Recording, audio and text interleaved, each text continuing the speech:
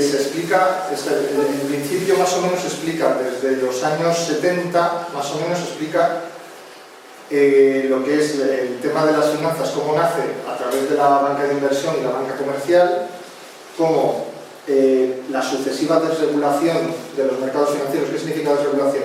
Le van quitando trabas, le van quitando control por parte de los órganos estatales encargados de controlar las finanzas, van quitando esa regulación para que supuestamente exista un mercado más libre y que pueda operar sin ningún tipo de control. Esa desregulación empieza aproximadamente, de manera ya más exagerada, a partir de los años 70, de la crisis del petróleo de los años 70, y culmina en el año 2007 con la crisis que todos conocemos.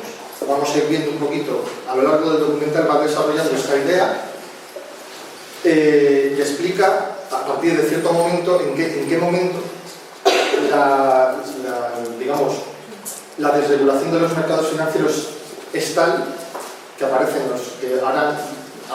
muchos conceptos que os suenen, personas que os suenen, aparece el tema de los mercados de los derivados financieros, que es lo que hace que ya la burbuja crezca una auténtica barbaridad muy rápido y que sea la responsable del crecimiento tan salvaje de la burbuja de la burbuja que ha estallado y que estamos sufriendo en la actualidad. Habla de lo que era hasta entonces la banca comercial y la banca de inversión. La banca de inversión es un banco en el que creo que ninguno de los que estamos aquí hemos operado jamás, ni probablemente lo hagamos nunca, que son bancos que en su momento se dedicaban exclusivamente a la inversión bancaria. Es decir, todo el dinero que tú tenías ahí podías perderlo porque era banca de inversión. Luego estaba la banca comercial, que es la que todos conocemos. A partir de entonces, de los años 70, y especialmente con la desregulación que inició Reagan, empieza a quitarse cortapisas a que estén juntas la banca comercial y la banca de inversión. A día de hoy pueden tener nombres diferentes, pero la banca comercial y la banca de inversión pertenecen a los mismos grupos financieros. El Banco Santander, el Grupo Santander, tiene banca comercial y banca de inversión. Y son prácticamente indistinguibles, aunque ellos digan que sí, pero en la realidad lo que ocurre es que gente que tiene depositado su dinero exclusivamente porque es el sitio donde deposita su dinero, que es la idea intuitiva que tenemos todos de un banco, se convierte en un banco que se juega nuestro dinero para hacer inversiones, ¿vale? Y esa desregulación, junto con otras desregulaciones, es la que cuenta aquí, la primera crisis que se produce en el 82, cuando dicen que es el mayor robo de la historia. Entonces, veremos, o sea, estamos empezando en los 80, pero esto viene, hablaban de la Gran Depresión al principio. Hay un perfil en todo esto, sobre todo en las últimas crisis. Hay un perfil respecto a que se daba dinero fácil, hay un perfil de engaño, que ya lo veremos, hay un perfil de desregulación detrás de todo esto, de que se empieza a dejar de controlar los mercados financieros y ese descontrol acaba siempre en burbujas y en crisis. Me gusta explicar la historia de cómo sucedió esto, porque parece que lo que nos ha pasado desde el año 2007 es la primera vez que ocurre. Pero ves un poco de historia y te das cuenta de que lo que está pasando, primero, tiene un porqué que tiene que ver con que hay ciclos económicos que son más grandes y por lo tanto no los podemos detectar a primera vista porque han empezado hace tiempo. Es decir, la crisis que estamos sufriendo ahora viene de una desregulación de los últimos 30 años y vemos ciertos patrones. Entonces, hemos visto que se nombró ministro de Economía, no sé, es secretario del Tesoro, si en Estados Unidos, nombra un ministro de Economía Merrill Lynch, y ya veréis que aquí empieza a aparecer Goldman Sachs, que es los que ahora nombran en Europa los gobiernos, ¿vale? Como todos sabemos. Algo que ha sucedido también ahora y que lo veremos más adelante, que es que la banca de inversión ofrece productos a sus clientes que ellos saben que son malos, pero que los ofrecen igual. Independientemente, que es lo que han dicho, Excite, las grandes compañías que quebraron en la burbuja de las .com, en la crisis de las .com, fueron toda esta banca de inversión, ¿vale? Fue la que vendía esos productos como son el no va más, y en realidad lo que estaban diciendo en informes internos es que era una mierda, y tuvieron que pagar esas multas. Veremos que después de esto mejoraron el sistema para ganar, aunque los demás pierdan, y lo veremos ahora en breve. Y cómo, cuando son los primeros pasos de los derivados financieros, hay alguien del gobierno federal que quiere regularlos y cómo se produce la guerra de la regulación de los derivados financieros. Como he tenido que cortar, hay cosas que os tengo que contar para que no sea una historia rara, para ir uniéndola. Evidentemente hubo gente que se estaba dando cuenta de que la progresiva desregulación traía más inestabilidad a las cosas en vez de traer más, no solo traía más dinero, que eso es una obviedad, que traía más dinero, sino que traía inestabilidad a largo plazo. Y vemos cómo empiezan a aparecer, se empiezan ya a hablar de lo que aquí en el vídeo lo llama cabildeo, que es una traducción un poco cutre, de lobby, ¿vale? El lobby es pues, un grupo generalmente de abogados, el lobby es un no sé por qué, que están pagados por empresas con intereses políticos, con intereses de influenciar en los políticos, se van pues, a Washington, a Bruselas, en Estados Unidos de hecho lo llaman el cabildeo, el lobby está reconocido y hay empresas que gastan millones y millones y millones de dólares para poder influenciar a los políticos y en algunos casos incluso sobornarlos para que en este caso no haya regulación financiera. ¿Qué otra cosa hacen? Que secretario de Estado, o sea, ministro de Economía, el gobernador de la Reserva Federal, que es el equivalente al Banco de España o al Banco Central Europeo, toda esta gente sean antiguos empleados de Goldman Sachs, Merrill Lynch, etcétera, etcétera, etcétera, etcétera. Todos hace poco había un artículo en Público que explicaba cómo pasaban de Goldman Sachs, en este caso, que últimamente es monopolio, de Goldman Sachs a puestos en Banco Central Europeo, Fondo Monetario Internacional, ministros de Economía de diferentes países, van entrando y saliendo a medida que van cayendo unos u otros gobiernos. Pueden hacerse con cualquier cosa, se puede apostar contra lo que sea, lo vemos ya, es decir, hay mercado de todo. Todos sabemos que el Euribor que tanto nos afecta está en los mercados y fluctúa en función de los mercados. El aire, porque existe un mercado del CO2 en el que los países intercambian, compran y venden sus cuotas de CO2, es decir, compran y venden con la calidad del aire que respiramos, y eso está en un mercado mundial en el cual los países intercambian sus cuotas de CO2. Los países pobres que tienen su cuota por tener tanto territorio y tanta industria, pues les sobra cuota de CO2 porque son países pobres que no contaminan mucho, se los compran los países industrializados para poder contaminar más y poder contaminar más el aire que respiramos. Las naranjas, o sea, los alimentos, con absolutamente todo. La crisis alimentaria que se está viviendo en la actualidad en un montón de países, principalmente productores de alimentos del tercer mundo, tiene que ver con la especulación que se está haciendo en los mercados financieros con los alimentos. Y suben y bajan precios en función de los márgenes de beneficio. No nada que ver ni con la calidad de los productos, ni con las cosechas, ni con el tiempo, ni con nada de eso. Esos son los derivados. ¿Vale? Se puede especular con absolutamente todo, con las hipotecas, con el valor de cualquier cosa. Es lo que en ataque alguien con muy mala leche se inventó un palabra que se llama financiarización, que es, digamos, la financiarización de la vida. Es decir, todo es financiarizable. Todo se puede convertir en un mercado, se puede mercadear con absolutamente todo en mercados financieros. Y todo eso, ¿por qué? Porque eso me da a mí la posibilidad de jugar a ganar dinero, independientemente de lo que haya debajo.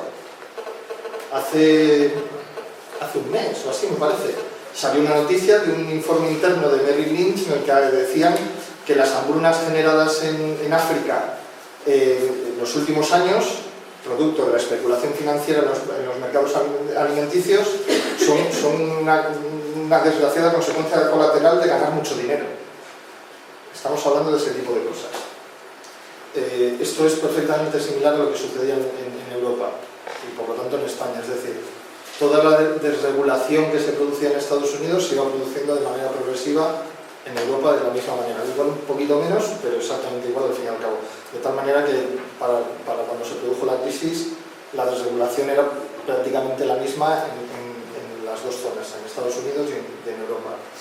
aquí entramos ya en el gobierno Bush, y aquí empieza a explicar un poquito, bueno, empieza a explicar lo que digo, uno de los productos derivados que son clave en la crisis que empieza en el 2007, que es la que estamos sufriendo ahora. Lo vamos a ver despacito porque, bueno, empieza a hablar de ciertas cosas que son un poco más complicadas y me gustaría que se entendiese bien. Y está también mierdado, que es el que inicia la crisis, la caída de Lehman Brothers, Merrill Lynch y Bear Stearns. En el año 2000 tenían tanto tamaño como para hundir la economía mundial. Hoy, en el año 2011, algunos son el triple de grandes, más del triple de grandes, porque han absorbido muchísimos otros bancos y otras funciones, y es aún más difícil que puedan caer, porque los rescatan. No sé si alguien no lo ha entendido, lo voy a intentar repetir para que se entienda bien. Es relativamente sencillo. El banco que presta el dinero a esa persona, esa deuda, como insisto en el concepto financiarizable, como todo es financiarizable, una deuda, yo le presto a alguien ese dinero porque esa persona, ese papelito donde pone este señor me debe tanto dinero, se puede mercantilizar, ¿vale? Y yo se lo puedo vender a otra persona. Evidentemente, si yo soy un gran banco, tengo chorrocientos préstamos, entonces hago paquetes de préstamos, de lo que está diciendo aquí, hipotecas, créditos universitarios, que eso, acostumbrados a escucharlo, que llegará en breve, todos préstamos personales, pero especialmente, y quedaos con esto, especialmente hipotecas, ¿vale? Que era, entre otras cosas, debido a la burbuja inmobiliaria, era lo que con más diferencias estaba prestando. Había bancos exclusivamente dedicados al préstamo de hipotecas. Cojo todo ese montón de paquetitos con todos esos préstamos y se los vendo a otro banco, ¿vale?, que comercializa con ellos. ¿Por qué? Porque llegaba un señor inversor y decía, bueno, este paquete de préstamos que, como todo el mundo paga la hipoteca, ¿vale?, yo puedo invertir en ese fondo que invierte en CDOs para yo conseguir dinero. Tiene además una calificación AAA por las agencias de calificación, es una inversión segura, ¿vale? Hasta ahí parece, dice, bueno, pues o sea, si la crisis fuese hasta aquí, la verdad es que habría, personalmente no, pero habría gente que diría, coño, pues mira, se arriesgaron y la cagaron. Pero veremos que es, digamos, la principal teoría en práctica. Lo más importante que dice Insight Job es que esta crisis no es una serie de inversores que eran muy tontos o muy listos, invirtieron su dinero, o el de todos, depende de cómo se mire, y se equivocaron. Porque eso hay mucha gente que lo puede defender. Esta crisis es una estafa, pero es demostrable que es una estafa. Y es lo que yo quiero demostraros a vosotros y que quede claro que es una estafa. No es me arriesgué y me equivoqué. No es invertir en una fábrica, en una granja de pollos en Toledo y, chico, por lo que sea no me salió bien. Es una serie de señores que siguen mandando a día de hoy, que siguen diciéndonos cómo tenemos que llevar la economía a los estados, porque ahora ya son presidentes del gobierno, ministros de economía, gobernadores del Banco Central Europeo, que están diciéndonos cómo tenemos que llevar la economía los que montaron esta estafa. Y es un dato, no es mi opinión. Y si se puede discutir, se discute. Digo, hay cosas que las he tenido que omitir para hacerlo más cortito y quiero contaroslas. Este sistema estaba viciado por dos motivos. Primero, las agencias de calificación cobran si califican AAA. Es decir, las agencias de calificación cobran más o menos en función de la calificación que den. Si dan AAA, cobran más que si no la dan. ¿Vale? El primer vicio del sistema, clarísimo. Además sigue siendo así, ¿eh? O sea, a día de hoy, 2011, sigue siendo igual. Y segundo, que no sé si aquí lo dice, y eso, bueno, era un hecho hasta en el 2005, se cobraba en función de los CDOs que se vendían. Y además, como se sacaba tanto dinero de eso, las personas, los comerciales de la banca comercial, que era la misma que la banca de inversión, como hemos visto antes, les daban auténticas barbaridades de dinero por realizar, por vender más esos CDOs, ¿de acuerdo? Entonces, eso era lo que está explicando aquí, una bomba de tiempo. Se estaban vendiendo productos cada vez más. Y aquí es donde empezamos a ver el tema de la subprime, que también nos sonará, es el tema de las hipotecas de alto riesgo.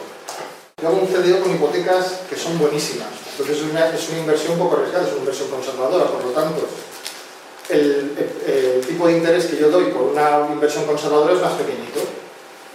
Pero como esto era una espiral de locura absoluta,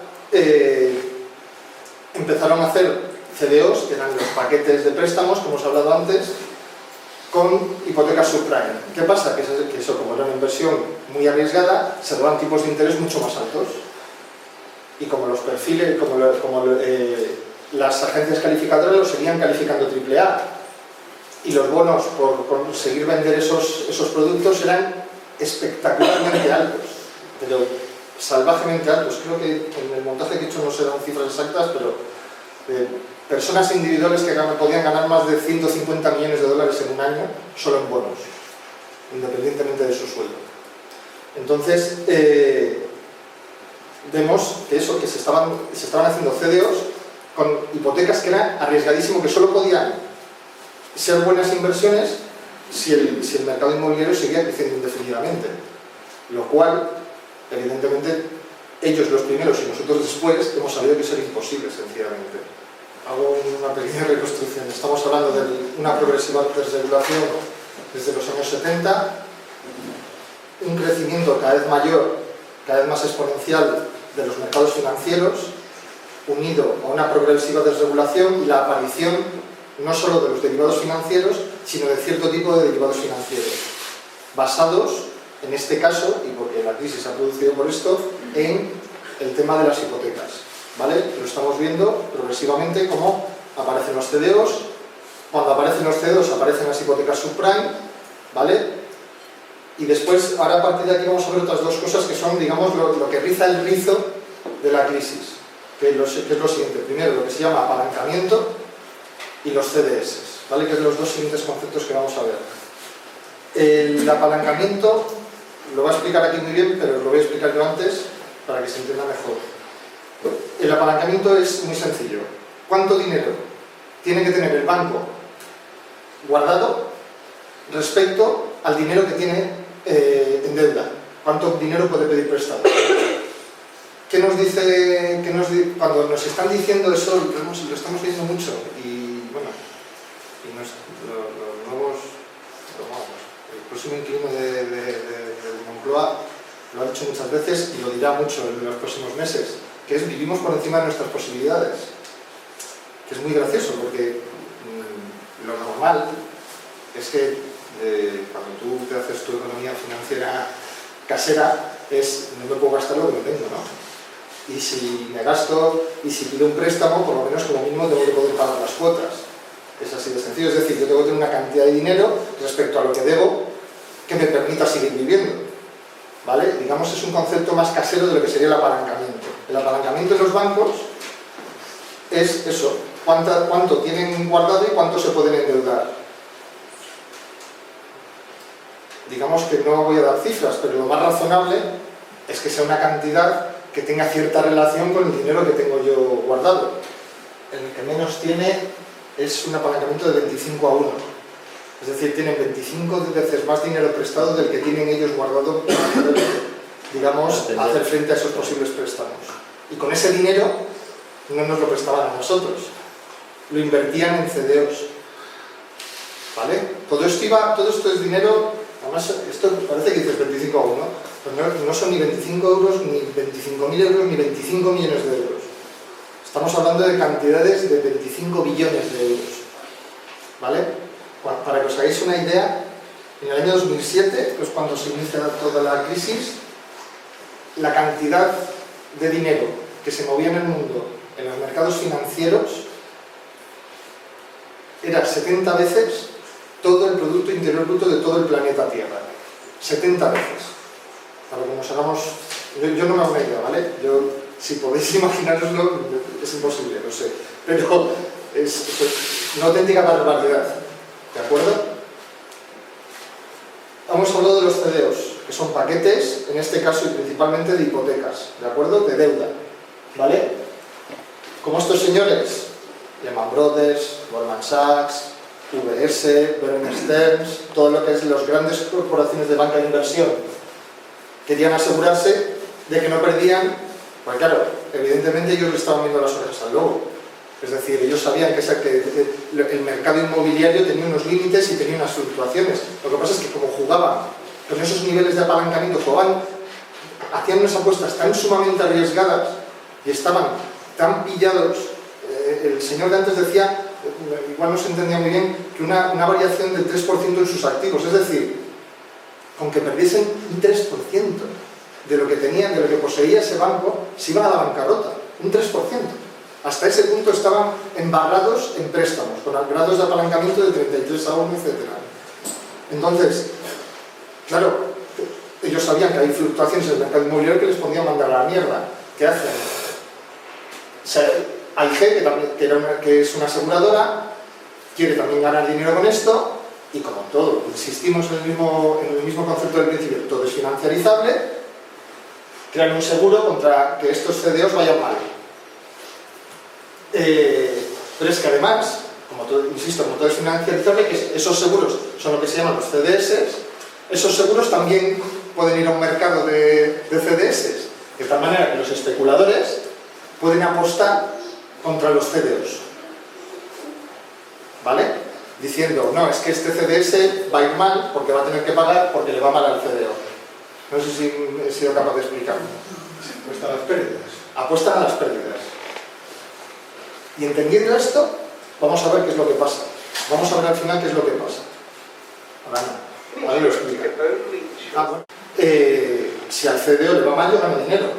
Si se trata de una hipoteca, si el CDO está compuesto de hipotecas, quiere decir que si el mercado inmobiliario se hunde, la gente deja de pagar su hipoteca porque le va mal, porque el mercado inmobiliario se está hundiendo, por lo que sea. Esas personas están ganando dinero si el mercado inmobiliario va mal. Pero es que además esas personas poseen un seguro sobre algo, es decir, sobre una hipoteca, porque al final los CDOs son hipotecas, sobre un bien que no tienen. Es decir, se puede asegurar una casa, yo tengo un seguro, el seguro de una vivienda, yo tengo mi casa, hago un seguro sobre esa casa, si a esa casa le va mal, se destruye ese bien, yo recibo un dinero de la aseguradora. Hasta ahí todo bien, pero es que con los CDS hay gente que está comprando seguros sobre mi casa y está ganando dinero sobre bienes que no tienen. Yo compro un CDS sobre la casa, sobre un CDO que tiene la hipoteca. Imaginaos que todos tuvieseis hipoteca. Hacemos un paquete, CDO, hay un seguro, un CDS, yo compro un CDS sobre ese CDO que está con vuestras hipotecas. Hay un incendio, se destruyen todas esas casas y yo recibo dinero sobre un bien que yo no tengo. Me he hecho un seguro sobre un bien que yo no tengo. ¿Qué es lo que explica este señor? En los seguros solo aseguras cosas que tienes. Vemos que están jugando muy arriesgadamente, están jugando demasiado arriesgadamente y dices, coño, ¿eran gilipollas? No. Nadie se dio cuenta cuando todos lo hemos leído. No es que nadie pudo prever lo que ha pasado. No lo hemos leído nadie en ningún periódico alguna vez, escucharle a gente con másters en economía financiera y gente súper importante, Banco Central Europeo, Unión Europea, Reserva Federal, decir, esto es imposible de prever. ¿Vale? Está resumido lo siguiente porque es, digamos, el paquete de advertencias que hubo desde muchos años antes de que esto se fuese a la mierda. ¿Vale? Bueno, pues ya estamos, digamos, en el último paso antes de explicar. Creo que ya no hay nadie, si lo hemos entendido todo, creo que no hay nadie aquí pues eso, creo que aquí no hay nadie con un máster en economía financiera de Harvard, ni de ninguna cosa así importante de estas, ¿no? Creo que todos entendemos que es lo siguiente que va a pasar, ¿no? Es decir, es más, Estoy completamente convencido de que esto yo lo pongo en el año 2006 y todos sabemos lo que va a pasar, ¿verdad? Pero nadie pudo preverlo. Es así. O sea, realmente, y vamos, como podéis comprobar, son noticias que han aparecido en los periódicos. No es decir, el informe que presenta este señor del Fondo Monetario Internacional está en Internet. Y aquí digamos que he querido aportar varias de las referencias que también dan, porque hablan también de otro señor de AIG, de la aseguradora esta que daba de los CDS, que en Londres estaba diciendo, señores, nos vamos a la mierda, y a ese señor se le quita el bono y se le echa. Hay al menos 2 libros que explican en el año 2005 y en el año 2007 que están diciendo, señores, esto se nos está yendo de las manos. ¿De acuerdo? La caída de Fannie Mae y Freddie Mac, que son 2 bancos que a mí no me suenan de nada y que me enteré cuando se fueron a la mierda, que eran los 2 mayores bancos hipotecarios del mundo. Y que como el mercado inmobiliario se empezó a ir a la mierda, fueron los primeros en caer. Caída que acabó arrastrando, fueron los primeros en caer y fueron los primeros rescatados por el gobierno de los Estados Unidos, seguido de Lehman Brothers, que se les dejó caer y arrastró lo que ha sido la gran crisis a partir del año 2007, finales de 2007.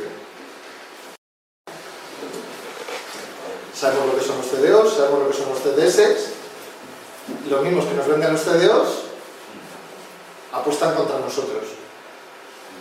¿Os acordáis en la crisis de los.com que decían esto es una puñetera mierda y lo recomendaban a sus clientes? Y os acordáis que os dije, a partir de esta crisis mejoran el sistema, que es vendo mierda, hipotecas subprime, calificadas como AAA, y apuesto contra ellas porque sé que voy a ganar.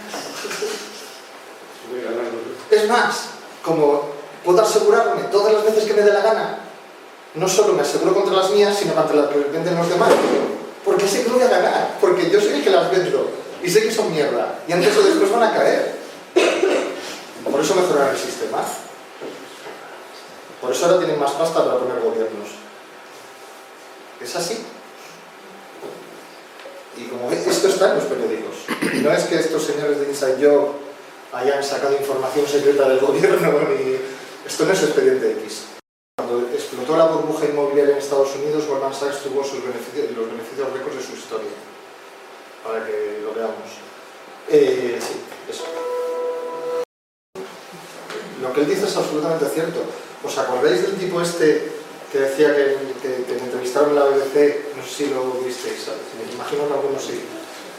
Que era, bueno, al final se demostró, era un inversor, un pequeñísimo inversor, que la BBC la cagaron y pensaron que era un inversor de grandes cuentas y era un pringadete inversor. Pero la ideología es esa.